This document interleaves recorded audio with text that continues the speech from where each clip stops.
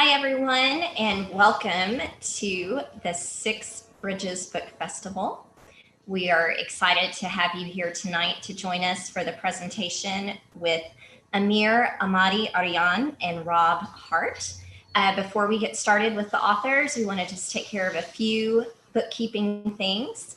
The first is we want to hear from you and we want to hear your questions, but we can't hear you the way that our system is set up. And so how we'd like you to communicate with us is through the chat feature.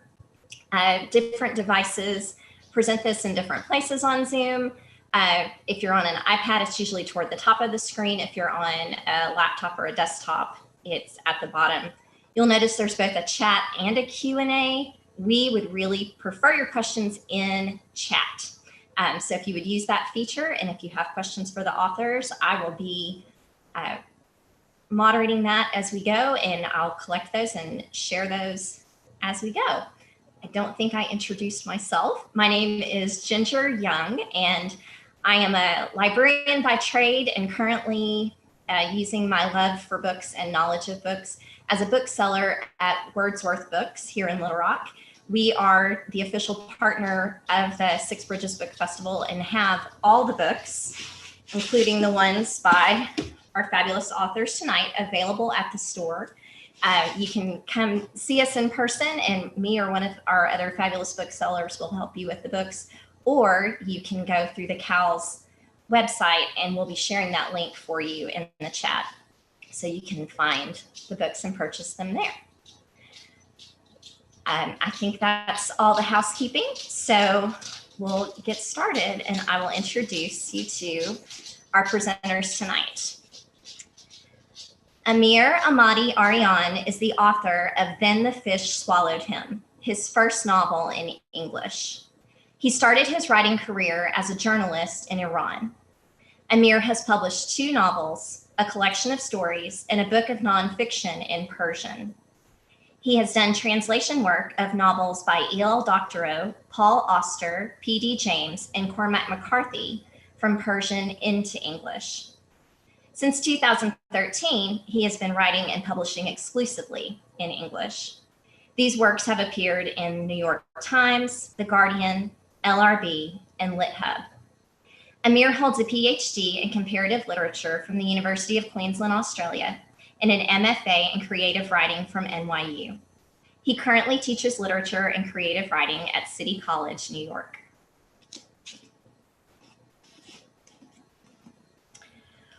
Rob Hart is the author of The Warehouse, which sold in more than 20 languages and was optioned for a film by Ron Howard. He also wrote the Ash McKenna crime series, the short story collection Takeout, and co-wrote Scot Free with James Patterson. Rob has worked as a book publisher, a political reporter, and the communications director for a politician. He lives in Staten Island, New York. So let's welcome Amir and Rob to our conversation.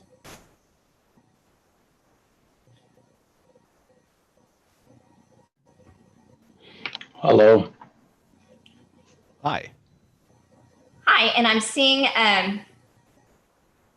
no, I hope everyone can hear. Something came up on the chat just to make sure that people could hear. If you're having issues, please put it in the chat and technical support will help us out with that. All right, so we're going to start off by letting the guys tell us a little bit about their book. So as the introduction said, they have both written quite a few works, but we're going to focus tonight on these 2.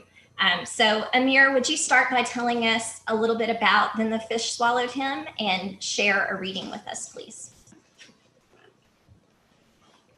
Sure. Hi, everybody. Thanks for joining us tonight. This is a novel, this novel is about a bus driver. It's just like a very ordinary guy who spent all of his adult life behind the wheel as a bus driver in Tehran. And then, you know, he kind of, through a series of accidents, joins like the bus drivers union and eventually participates in a strike. The strike turns out to be kind of bloodier and more kind of tragic than anything you could sort of imagine. And as a result of that, the next day he makes another, kind of mistake, if you like, and then he ends up in, notorious Evin prison in Tehran, which is a prison, known for mistreating political prisoners and dissidents and so on. Has like a global fame for that. So the bulk of the novel is set in that prison. Actually, the introduction that I give was like just the first couple of chapters. The rest of the novel is in prison, and for the most part, we read about the sort of back and forth that the dynamic between this bus driver whose name is Yunus and his interrogator, his name is Haj Said. And so the rest of the novel is divided into kind of two parts. One part is in solitary confinement, where Yunus spends, his time sort of trying to stay sane while reflecting on his past and kind of reviewing the life he lived before being arrested, and the scenes in interrogation room, which are really kind of extensive interrogations. And in the process, the interrogator wants to kind of, pin a sort of a crime on him or scapegoat him for the, as like the main face of the strike. So yeah, I don't give away the ending of it. So, so the part that I'm gonna read now, it's a couple of pages. I won't take too much of your time. It's from the middle of the novel. So Yunus is in solitary confinement now, and is gradually sort of losing his mind, basically, because of the like the confinement. And this is a moment on page 107 for those of you who have a copy of the book. This is a moment where he sees a fly in the cell. Then I saw a fly. The insect, fresh from the free world, was sitting on a slat in front of the open window, rubbing its feelers together. It seemed to be deciding whether to come inside or turn around and fly back out. Its body made a dot on the narrow strip of light between the window slats. The position of its black shadow created the illusion that the edges of the slats bent in toward themselves and made the fly look bigger than it really was. It eventually made up its mind and launched itself into the cell. It maneuvered around briefly, took note of the walls and the ceiling, and alighted back on the slat. Please stay a little longer. The words left my mouth before I had even thought of uttering them. The fly stopped rubbing its legs like it was weighing my offer. Then it tiptoed to the side of the sled and stood in profile to me. I came to my knees and followed its moves closely. The fly flew into the room again. It floated straight toward me, circled above my head, drifted away, spiraled down, looped back around, and hovered near my face. I closed my eyes and listened with pleasure to its delicate, ear-stroking buzz. Then the fly approached the window, but pulled back quickly. It made another turn around the cell and paused over the toilet bowl, carved out short circles in the air, lowered altitude as meticulously as a helicopter carrying wounded soldiers, and landed on the vomit smear.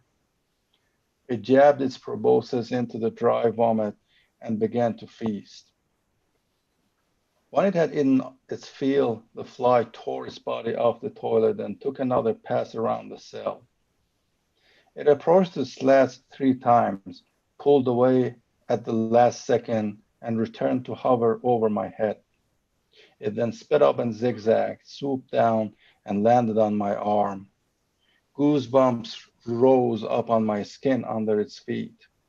It tiptoed around up to my elbow and back to the middle of my arm and paused there. I watched it with admiration. It seemed like a perfect machine. Even the coloring was beautiful, with its gradual change from black to gray. Its body was tiny and frail, and about a quarter of it supported the disproportionately large compound eyes that captured the world in 1,000 simultaneous discrete images. Its feelers settled on my skin and rubbed one another at a carefully calculated frequency, gathering data, or perhaps just enjoying the company of the only other living organism in the cell. How do you fly? I asked the insect. You feed on shit and vomit, but you can go wherever you want. How? The legs of the fly stopped moving along my arm. It must have sensed the threat. How? How the fuck is that fair? The fly took off and flitted around anxiously near the ceiling. Look, I'm sorry, I said to the insect. My voice grew shrill. I didn't mean it. I just want to get out of here. The fly ignored me and continued tracing warp circles in the air. Then it accelerated suddenly, yanked around, and started flying into the walls. It was suddenly desperate to escape, but couldn't find a way out. It lurched right before correcting its trajectory towards the mesh of the window screen. In a second, it would find it. I jumped up and moved as fast as I could to block the egress. The fly collided with my chest and dove back into the cell, then flew around hysterically. The sudden jump had hurt my knee. I needed to sit and stretch my legs, but couldn't take the risk. Okay, I'll leave it at that. Thank you. Thank you. And yes, once that is powerful in its own in isolation, but when you've been with Eunice to this point in the story, you are as hungry for that connection as he is. And I found myself really caring about that fly in a surprising way. So thank you for sharing that passage. Yes, thank you. All right. Rob, would you like to tell us about the warehouse and read a little bit for us? Yeah, sure. And I just wanted to say, like, thanks so much for doing this. I mean, you know, to Heather and Brad and Ginger for moderating and for Six Bridges for doing this. It's so cool. I mean, obviously I wish I was there, like partying with everyone in Little Rock, but you know, we do what we can. So now Ginger has the hardcover of the warehouse. It just came out in paperback. We got a fancy new red cover. Yes, I'm glad you have that because the paperback is what we have at the store, and I forgot to grab one. So yes, if you get one, it's going to look like that. And the warehouse is essentially, imagine Amazon just completely took over everything and then built giant live work facilities that we had to go, you know, live in and work for them, and we never got to leave. And the book follows three characters. There's Paxton and Zinnia. Paxton he sees his business ruined by this company. He has no options but to get a job with them. And he's kind of like very unhappily taking a gig there. Zinnia is a corporate spy who is hired to find something out about this company. And she realizes that Paxton can give her some access that she needs. And then the third character is Gibson, who is the CEO of this company, who announces to the world that he's dying. And this is on the first page, so that's not really a spoiler. But, you know, as the richest and most influential man in the world, you know, him dying is a big sea change to the economy. So it's following these three characters on sort of their collision course, and, you know, kind of takes a look at what I thought was going to be maybe like 10 or 20 years in the future, you know, when it was too dangerous to go outside and kids were learning by video and the small business landscape was wiped out. And then it turned out it happened in 7 months after the book came out, which was depressing. So I'm going to read a little bit from the second section of the book. This is Paxton when we first meet him. Paxton pressed his hand against the front window of the ice cream parlor. The menu board on the wall inside promised homemade flavors, graham cracker and chocolate marshmallow and peanut butter fudge. Flanking it on one side was a hardware store called Pops, and on the other was a diner with a chrome and neon sign he couldn't quite make out. Paxton looked up and down the stretch of the main road. It was so easy to imagine the street bustling with people. All the life this place used to hold. It was the kind of town that could inspire feelings of nostalgia on the first visit. Now it was an echo fading into the white sunlight. He turned back to the ice cream parlor, the only business on the strip not boarded up with weathered plywood. The window was hot to the touch where the sun hit it and coated on a layer of grit. Looking inside at the dusty stacks of flared tin cups and the empty stools in the fallow refrigerators, Paxton wanted to feel some kind of regret about what this place must have meant to the town that surrounded it. But he had reached the limit of his sadness when he stepped off the bus. Just the act of being there was stretching his skin to bursting like an overfilled balloon. He hitched his bag over his shoulder and turned back into the horde shuffling down the sidewalk, trampling the grass jutting through the cracks in the concrete. There were still people coming up in the rear, older folks, people nursing injuries so they couldn't walk as well.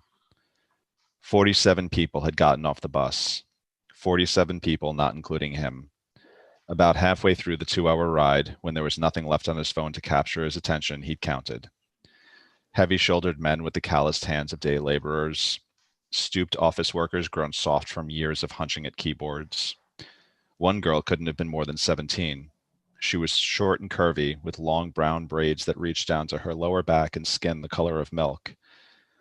She wore an old lavender pantsuit, 2 sizes too big, the fabric faded and stretched from years of washing and wear. The sliver of an orange tag, like the kind used in secondhand stores, stuck out from its collar. Everyone carried luggage. Battered roller suitcases wobbling on uneven pavement, bags strapped to backs or slung over shoulders, everyone sweating from exertion. The sun baked the top of Paxton's head. It must have been well past 100 degrees. Sweat ran down Paxton's legs, pooling in his underarms, making his clothes stick, which was exactly why he wore black pants and a white shirt, so the sweat wouldn't show as much. The white-haired man next to him, the one who looked like a college professor put out to pasture, his beige suit was the color of wet cardboard. Hopefully the processing center was close. Hopefully it was cool. He just wanted to be inside. He could taste it on his tongue. Dust blowing from ruined fields, no longer strong enough to keep a grip on anything.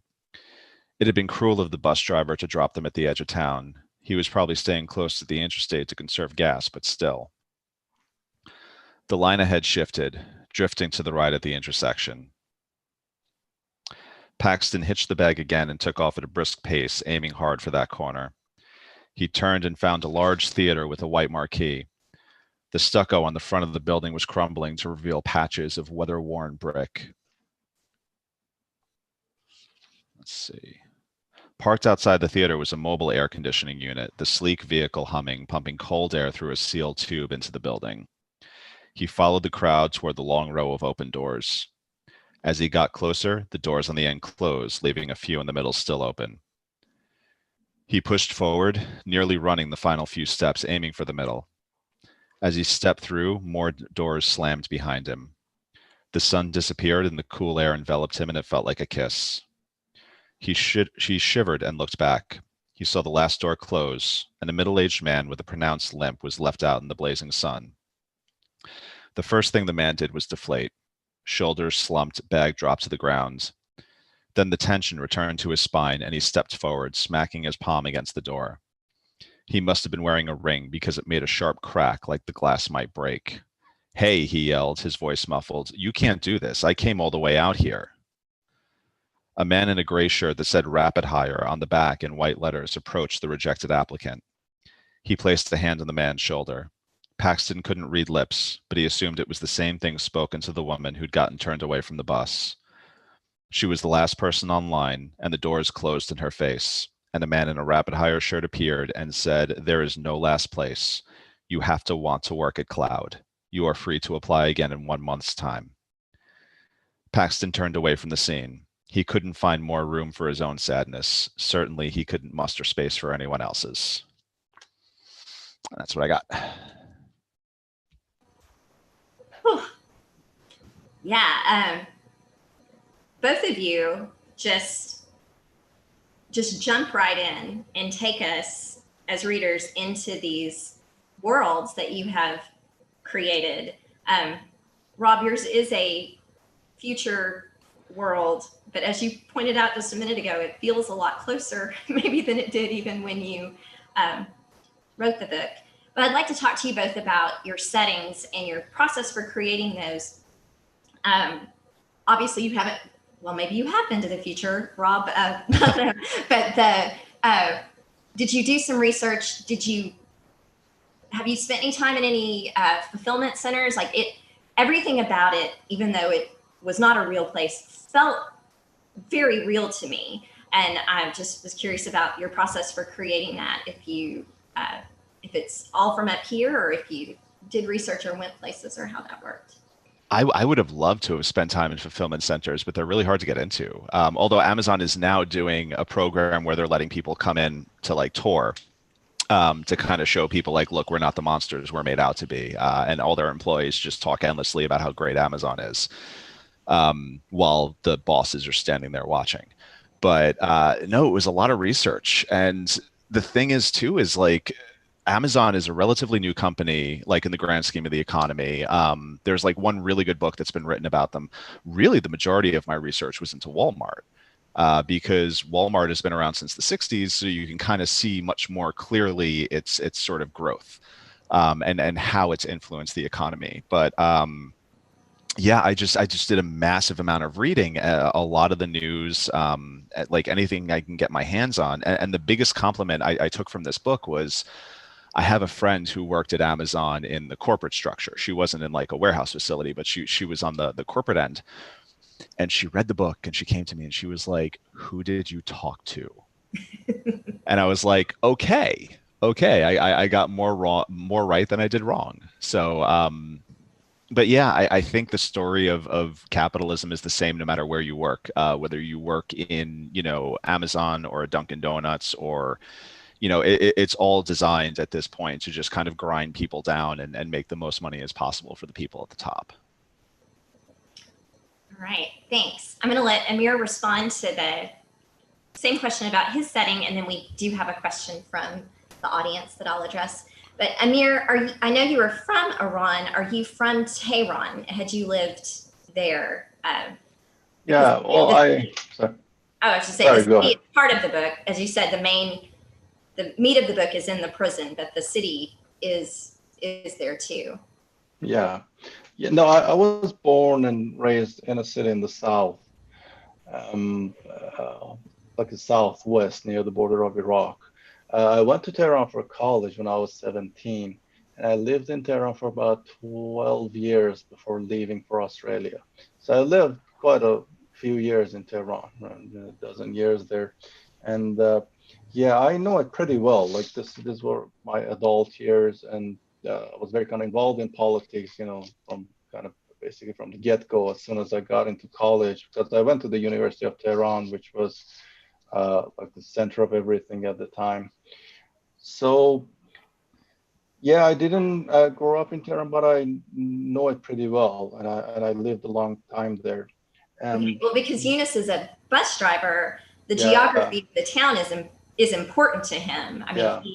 that's what he knows because he knows his routes, and so there were lots of descriptions of that. So I felt like I was getting to know the city, even though I've never been there, and the changes that it went through just in his lifetime. But as you said, the bulk of the book is set in. How did you pronounce the prison? The name of the prison? Evin prison. Yeah.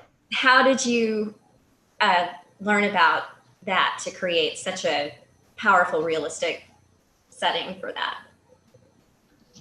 Oh God, I mean, unfortunately, everyone knows about that place in Tehran.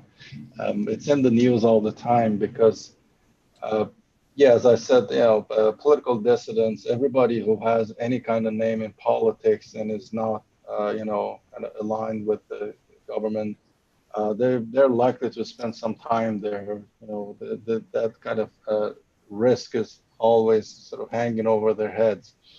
So. And a lot of them are my friends. I have quite a few friends who were in that prison. Who, many of them spent time actually in solitary, were interrogated on there. Pretty similar to what the character of this book goes through. So yeah, this is. I mean, I believe that if you want to write a political novel about Iran, that's set in, after the revolution, after the 1979 revolution.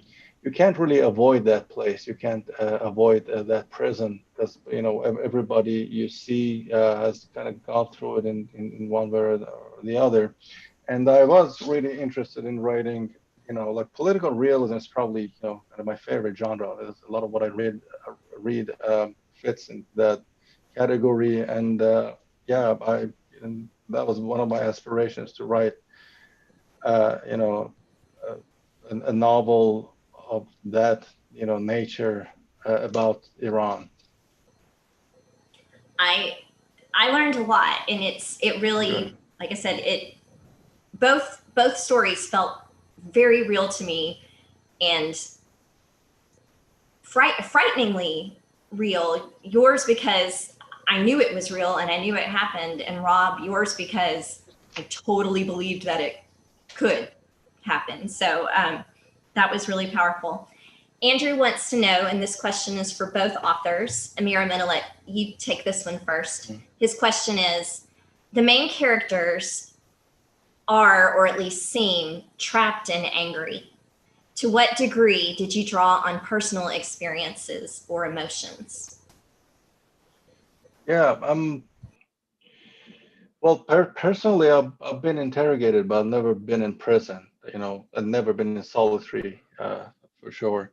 So that part I couldn't draw on my own experiences. I had to talk to people who have been there. So a lot of the emotions with respect to the solitary chapters are basically channeled into the book from the research, from the interviews that I did.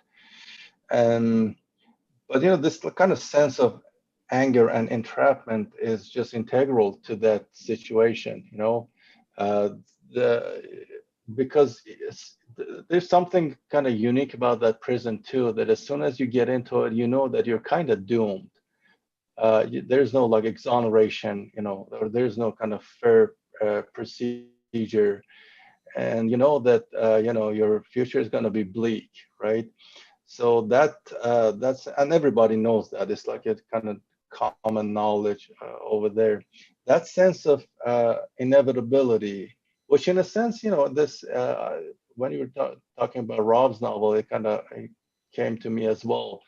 More than it being, like a near future or far future, I think what's frightening is the kind of inevitability of it. This is like an inevitable future now. The way we live in some ways at least, like the trajectory of our world seems to be going that way. That Amazon is really it's a very realistic scenario that yeah, these corporations will take over whatever is left out of their reach. So and this is so that gives you like a sense of entrapment similar to the feeling of someone who was in a jail, right? And and you can't do only so much. Yeah. All right, thanks. So Rob, same question addressed to you. And your characters are trapped in, I mean, once you're at Mother Cloud, you want to be there, but there's no getting out. Did you draw on personal experiences or emotions for those characters and their feelings? Yeah, I think that there's sort of a universal feeling of we all know what it's like to work for a jerk boss. We all know what it feels like to work at a job where we're being asked for more than we should be asked for.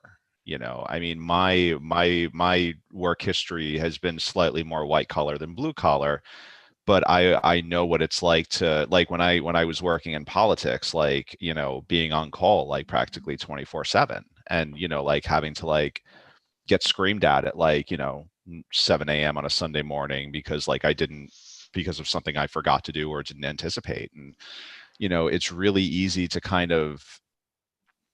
I think we all, regardless of our work experience, we all have those sort of experiences and emotions. And I think we all, in a way, especially with the way the world is trending, we all do feel kind of powerless and trapped because it feels like there's so much going on up at the top that we just can't control.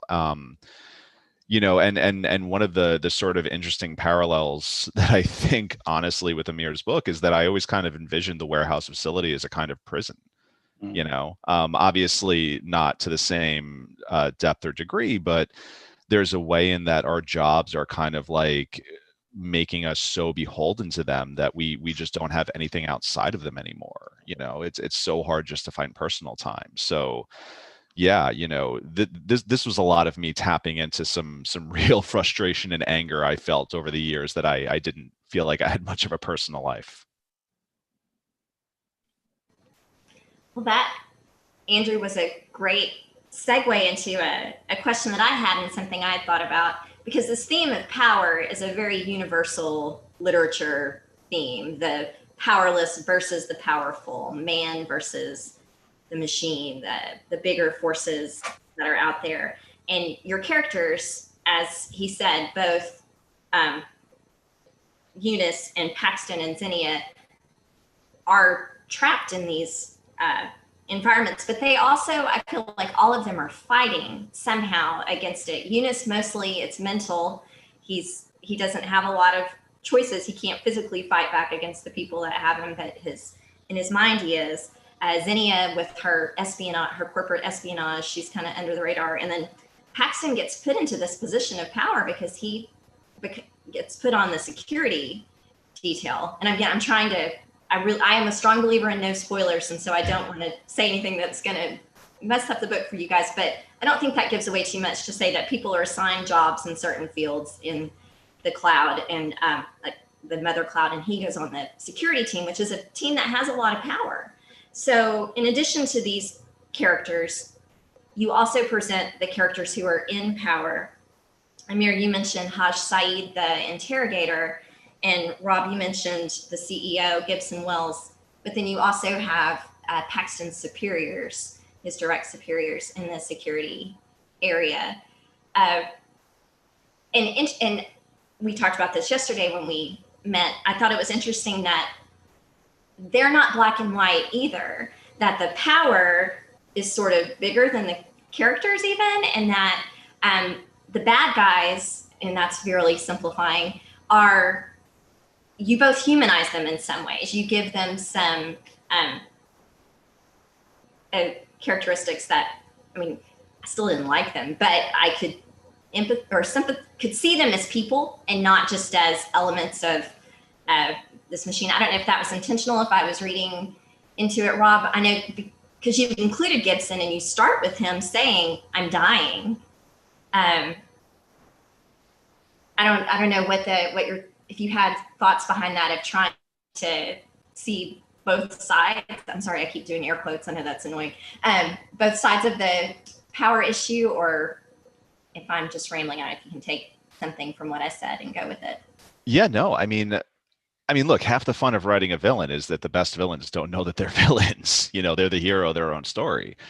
But Gibson was actually, he became a very necessary component, because I always knew that this story was going to follow characters like Paxton and Zinnia, one person who was like a company man and one woman who was sort of like trying to root something out about them.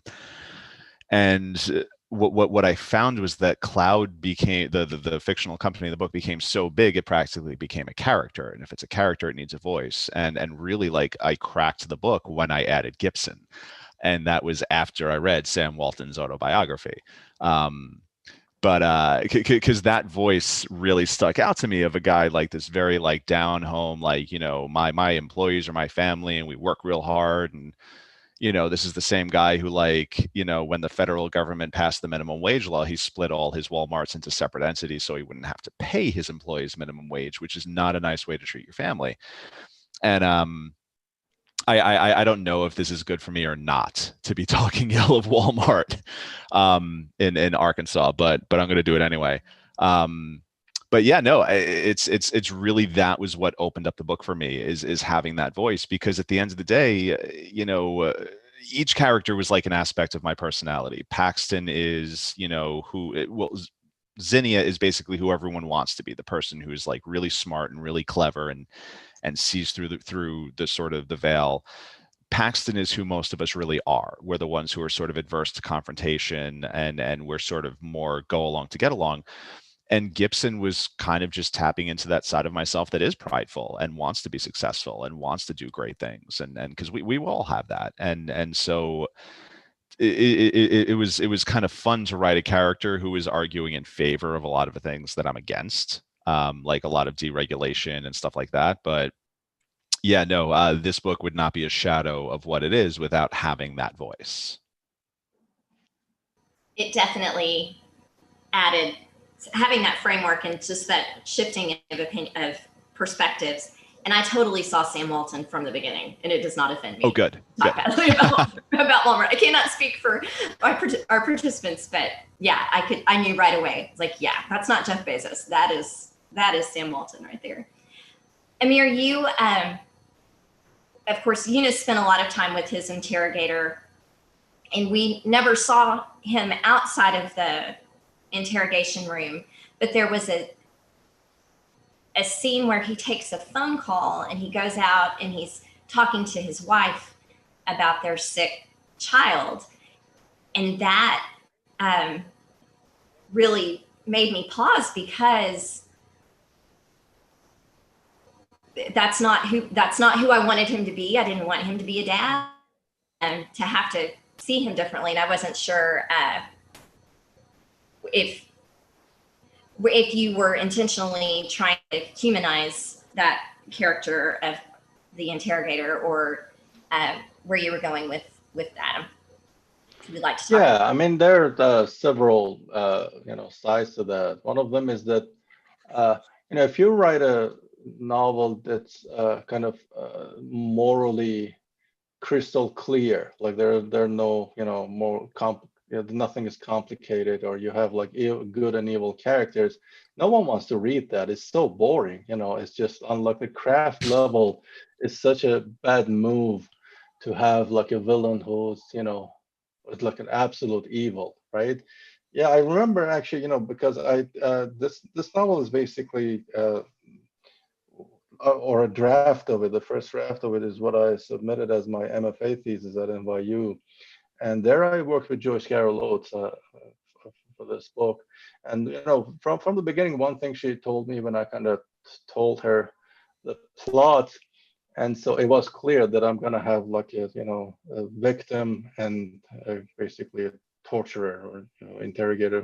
So yeah, morally there's nothing ambiguous about my stance in this. So she told me something that kind of stuck with me, and probably will take it to whatever I write in the future. She said that be a prosecutor for your hero and an advocate for your villain, right? And I think that's a really kind of good advice. And so imagine you're in a court, you're gotta be like the advocate for your villain. You're not there to kind of condemn them to anything. That's your job as a novelist, or as to kind of in characterization, to develop the characters. And so yeah, that's like on craft level. But another side of that is just politically, it's really important to point to the system in which these people are operating. And this is where I think the bigger evil lies, right? A lot of the evil that we see from people is a matter of position. Now that I'm kind of a poor writer, sitting in like a small apartment in New York, yeah, it's kind of easier to stand where I stand politically. But if I were, a CEO of a big company, I wouldn't be the same person. And like the very person that I'm now, if you put me in that position, a lot of things will change. I think it happened to everybody. So the system and like the hierarchies of power, they're much more powerful and much more dangerous than human beings themselves, right? We're all vulnerable, and we have done things in our lives that we never imagined ourselves doing, and we will do those in the future as well. No one, everybody's kind of living in the gray area, more ethically, and nobody is impervious to like the force of the system. So it's really important to sort of lay bare the inner, mechanism of this, like systems of power and the way, people operate within them. Thank you. Yeah, in addition to Hush Saeed, you had the other workers that helped process him, and I was particularly struck by the people who took him to the prison, and then the people who took him from the prison to his court date. Like, it felt like some of them were talking about getting out, like how they could get out and get to Australia, which it's leading audience, you're helping me so well, leading into a question from the audience. We have two, Amir, for you that are related, so I'm going to share them both with you. About leaving Iran, was there a tipping point for you when you decided you needed to leave the country? This is from Audrey. And was it hard to get out of Iran? And then a kind of a follow-up to that, was your geographic move in any way related to seeking more freedom in your writing? So that's two kind of the leaving your home country, and then sort of maybe the reasons behind it, and did it have to do anything with your writing? Yeah, like the tipping point was 2009. Like a political event known as the Green Movement. I don't know if anyone remembers that here now. But it was basically like the precursor to the Arab Spring. They basically started in Iran and then spilled over to the rest of the Middle East. So I was very, very much involved in that movement, from day one, being on the streets, and but but it was crushed. It was crushed really kind of badly. And that's the thing about political uprisings. If you actually go out into the street to, achieve something, you better achieve it. If you lose, then, the consequences are so severe that lots of times you wish you never, kind of made the move in the first place.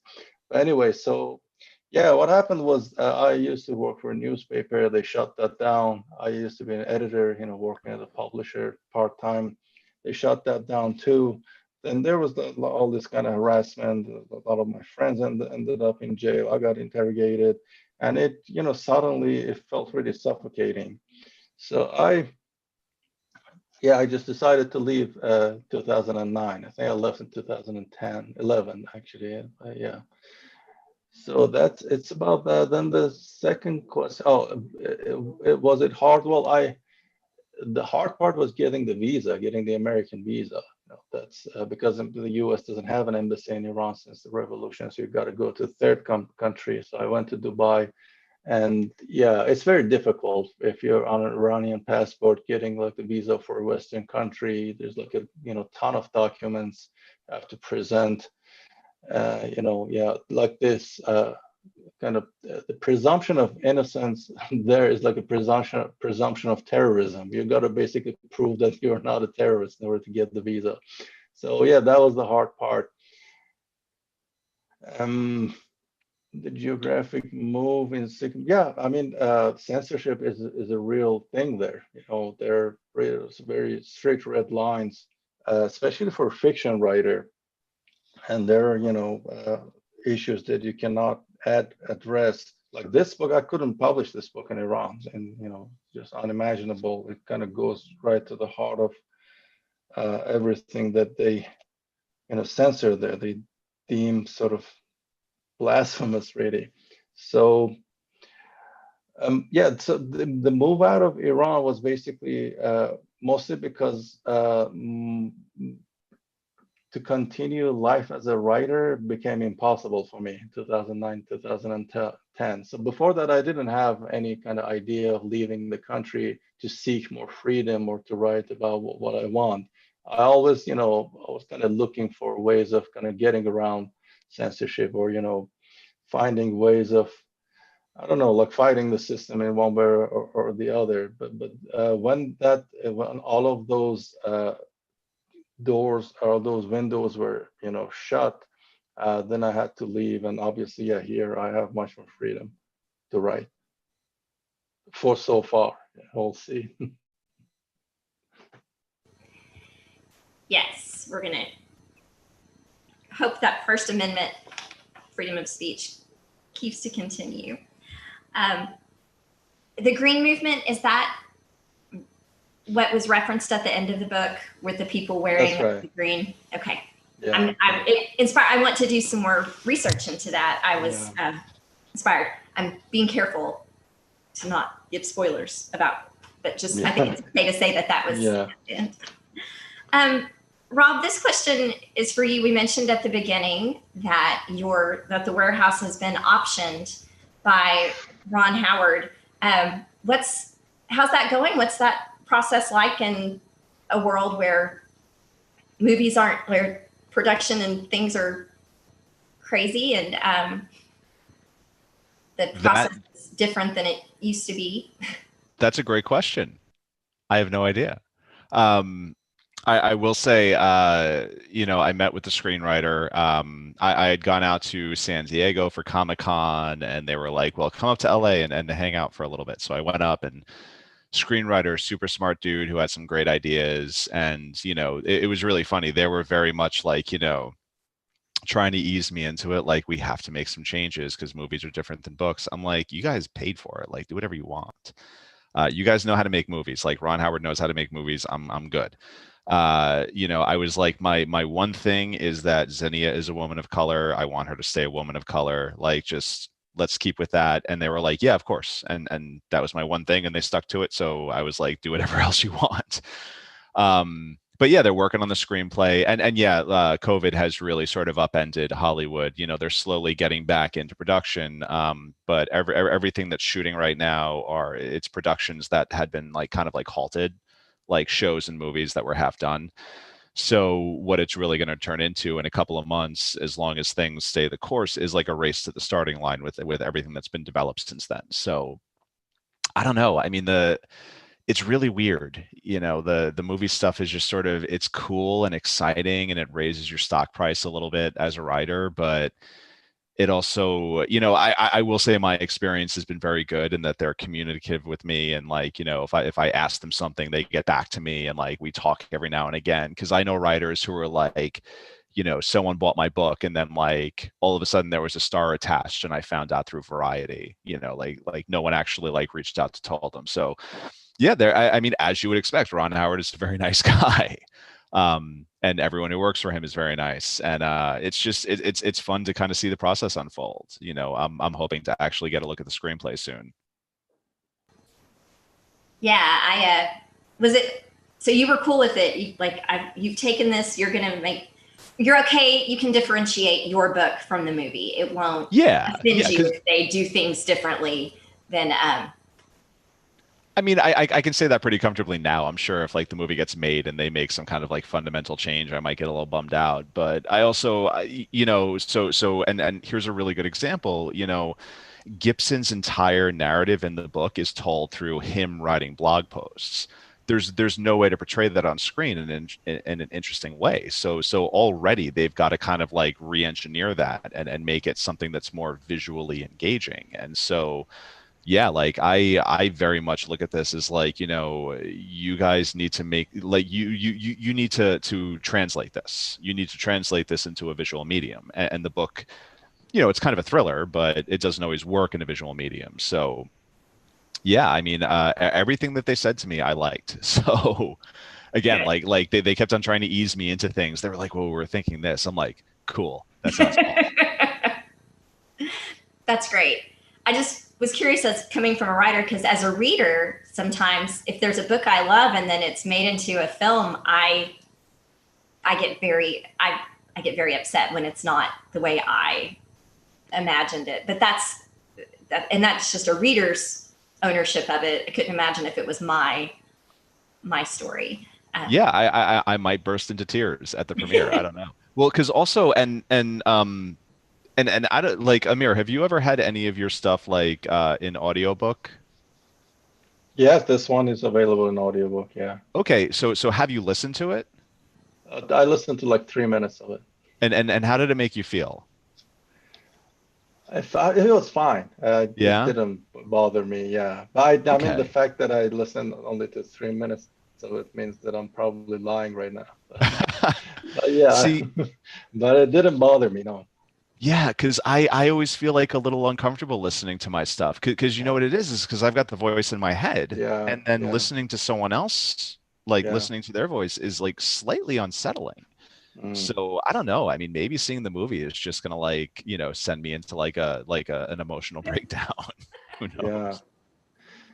Yeah, I don't. I mean, I kind of look at it as, when the book kind of goes out there, it takes on a life of its own. And it's really out of your control. Every Yeah. reader, they read it, and everybody has an interpretation of it. They come up with, they fill up the blanks in ways you would never have imagined. And so, yeah, it's like raising a child. You have like all kinds of ideas for the child when you kind of bring them up, and when they end up being something in your wildest dreams you never imagined. So yeah, that's I kind of come to terms, thinking about the book, in that way, that it's not my responsibility anymore. Like, people do with it whatever they want, and I can't control it. So yeah, it's more out of, my response is more like one of curiosity than, uh, yeah, yeah. I don't have really any sense of like possessiveness on a published work. Yeah, and it's kind of cool too, because like I did so there was another library that they were doing a book club about the warehouse, and I just like stumbled across it on Twitter, so I responded. I was like, "Hey, can I jump in on this? Like, can I jump into your Zoom?" And they were like, "Yeah." And just like sit like and really a lot of it turned into like me just sitting back and like them talking about the book, and Mm, it was so cool to like hear their interpretations and the things that they keyed yeah, into and what they felt about it, because I was like, you know what, I didn't really pick up on that when I was writing it, but I think it is perfectly cool and legitimate that you feel that way, and I see the point that you're making. And yeah, yeah, it's like a death of the author thing. It's like it yeah, becomes its own thing once it moves into the public sphere, and it's just really exciting to just see people interact with it like that. Because that's the point. That's why we're doing this. yeah. So that's, yeah, what I was kind of getting at is that the person who does the audio and the director who makes the movie, they are one of those readers as well, right? They do their own interpretation, and yeah, no matter how hard you try to kind of orient them towards what you want, it's yeah, I think it's gone when the book is published. Once It's you've let just, it yeah, go. out of your hands. Yeah. Yeah. All right. Well, Andrew had another question for you guys. He said, Rob, when I first heard the overview of your book, I thought of China and Foxconn. And I know, Rob, that's something we talked about yesterday. What Amir describes about Iran, and he remembers the Green Movement, Amir, and what we Mhm. hear from experiences in China is shocking to many in the US. Did the idea of it could happen here affect the development of your story, Robin? I guess the idea of things like the situations or the conditions in Foxconn and other places Oh like that yeah. that we've heard about in the news. I mean, yeah, Foxconn was certainly one of the models for cloud, and Foxconn is also scouting land, and I think like Iowa. I don't remember which state now, but they're looking to build a facility here. The week that this book went on submission, there was a big story in the New York Times about how Facebook wanted to develop a big live work facility for its employees. I mean, and even if you go back to the historical records, we used to have like the company mining towns, or like Hershey, Pennsylvania, which was basically a company town. So I think it has happened in certain ways, and I can see it happening more, because I think a lot of our jobs sort of pressure us into this place where we feel like we have to be on 24/7, having to answer emails at night or on the weekends, having to be available, like, which is getting even worse now that we don't even have like a live work separation. But yeah, no, this very much felt like it was where we were headed, where we were, in 10 years going to have like, Shenzhen cities in the US. And this idea of the worker and workers' rights and working conditions is something that is in both of your books. Uh, Amir, your main character, like, initially gets into trouble for, well, initially participates in a union strike. And you come to see through his reflections that he has been part of a group that's been doing philosophical readings and reading about work and labor and practices. Was that, and I know you wanted to talk about the politics of Iran, but did you specifically want to talk about workers in the union in your book as well by bringing that in, by having Eunice's character be involved in that? Mm-hmm. Yeah, partially because, when people hear the name Iran, it's basically synonymous with oppression, in most of the world. But what is not told, the side of the story that's not told, is the resistance to that oppression, which is massive there. Iran is a pretty dynamic society. Politically, is very alive, and there are protests all the time, all over the country. And one part of this resistance, one really impressive aspect of this resistance are the unions, the workers' unions, which started with the Union of Bakers in early 20th century, and then the Masons had their union, and all professions. Later on, oil company workers, they had a very strong union. They were very influential actually in the revolution, 1979 revolution, because they can kind of shut down the economy if they stop working, right? So like in oil, it's basically single product economy. So yeah. And recently, over the last couple of decades, bus drivers union have been very well organized, and they achieved so much, not just for their own members in terms of raising the wages and all of those things, but as a political force in the society, And one thing about Tehran is a huge city. It's a city of 15 million people, and the main means of transportation in that city are buses, right? So imagine in a city of 15 million people, if bus drivers go on strike, it's basically apocalyptic. I mean, I remember that I saw that up close, around the same time that this novel is set. There was a bus drivers union strike in the west of Tehran, which is where I lived.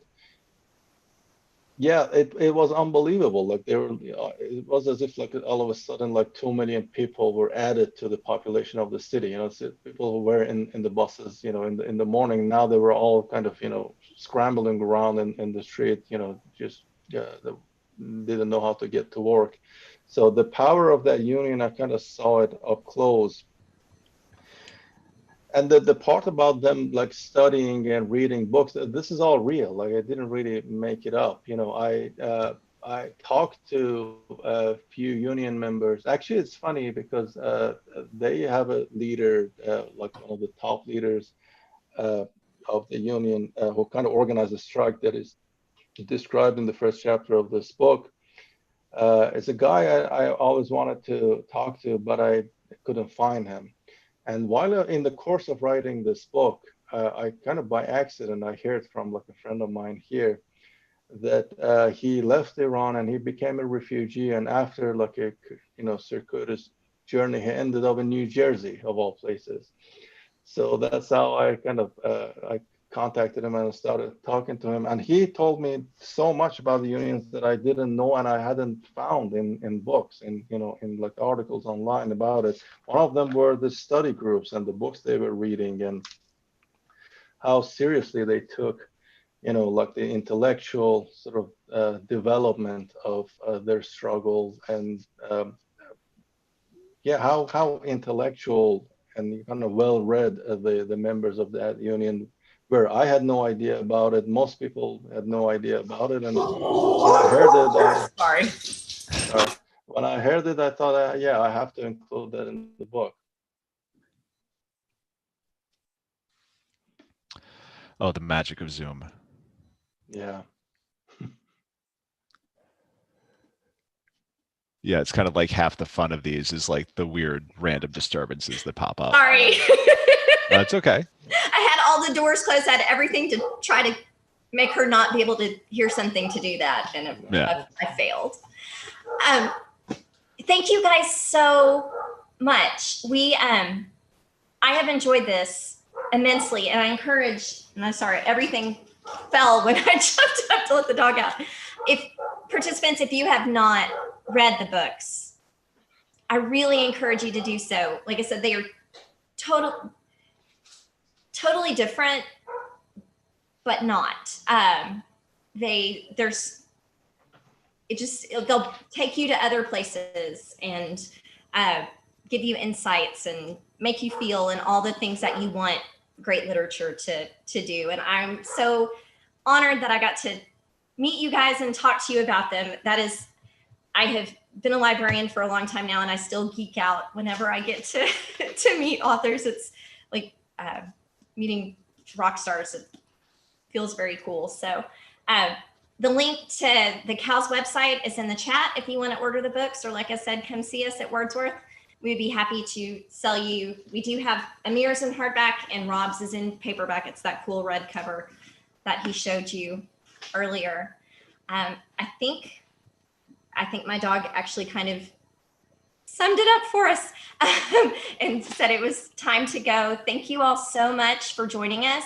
I encourage you to participate in the rest of the Book Fest. We have events all through the rest of the week and into the weekend. You can check out the website to register for those sessions the same way you did for this one.